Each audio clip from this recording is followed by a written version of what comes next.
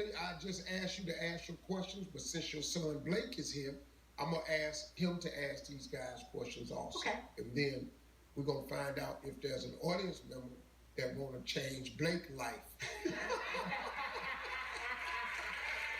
Well, they start sitting up, they start, hey. All right, let's go. And I'm gonna let you ask the first question. What's your first question for Scott? What is your biggest strength and your biggest weakness? If there's one thing, it's trying to be a kind of guy that does what I say I'm going to do. Accountable. I don't always do it, but it's always the effort. Okay. I'm not going to not try to do what I say I'm going to do. As far as weaknesses go, it's giving people way too much rope. I'm way too forgiving, but once the rope is cut, you're done. Next question. Eric, what is the longest relationship you've been in and why did it end? And that I was married for about 17 years. It ended because I was immature, a poor money manager, and not communicative. I have changed those habits.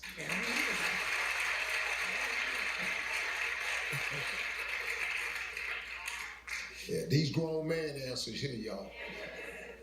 Go ahead. Carl, Yes. what is the one thing that you won't tolerate in a relationship? Someone who's not transparent, someone who's not honest, and someone who's not positive and trying to change their way and develop themselves personally.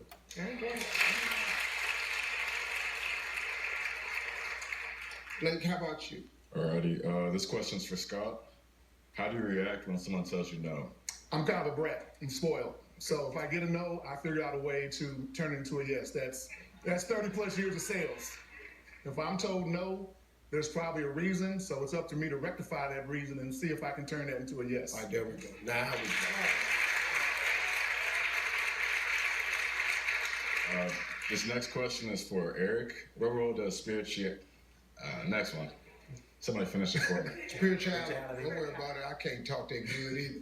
Play in your life. Yes. It's very important. I tell people that if there was not a God, I would have invented one because I can't make it out here on my own, by myself. This last one's for Carl. Yes, sir. What are your short-term goals? My short-term goal is to meet someone like Annette, your mother, today, and to go out on a date with her tomorrow and get to know her better. That's my short-term goal. All right, and then back to you. Okay, Scott, what's your idea of a perfect date? I have two. Oh, okay. Okay, you can have a $40 date or you can have a $300 date, but I guarantee you'll have just as much fun doing either. We can have a good time. Boy,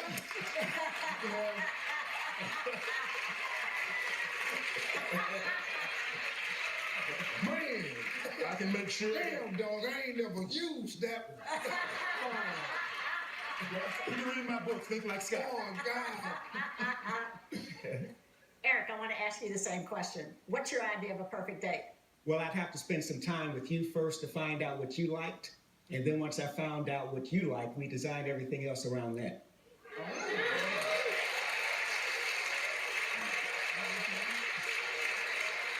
Yeah, these grown men, this is good. You know what? This is good for young women.